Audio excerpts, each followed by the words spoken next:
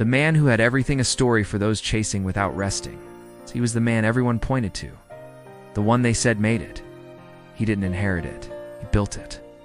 From the ground up, every title, every deal, every win earned. People asked him for advice, admired his drive, envied his life. He always answered with a confident smile as if he knew something they didn't. But there was something he didn't say.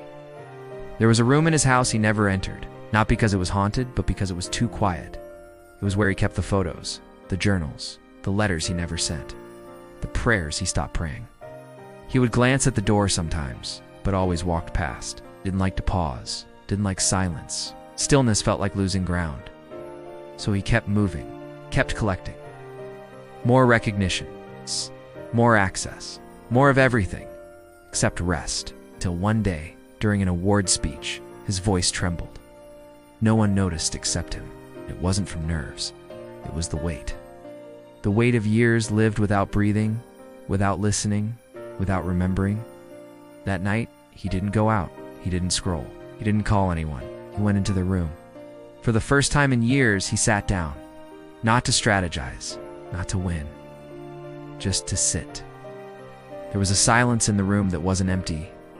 It was full of memory. Full of moments he'd skipped over because success had no time for reflection. He picked up a journal. His handwriting looked younger, softer, less sure of itself, but more alive. I want to build something that matters, something eternal. He'd forgotten he wrote that. He'd built something impressive, but eternal. He closed the journal. For the first time in years, he prayed. Not with perfect words, just with honesty. He didn't ask for more. He asked for meaning. And in the quiet, he felt something he hadn't in decades. Peace. Not because his life was fixed, but because something in him had turned back toward the flame.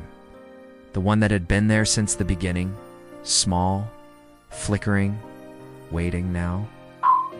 When people ask him for advice, he still smiles, but the answer is different. He doesn't talk about strategies.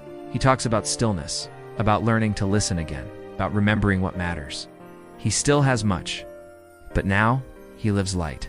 Because the man who had everything found the one thing he needed most, not applause, not attention, but the quiet strength of a life rooted in purpose, and the peace that comes when you finally come home to your soul.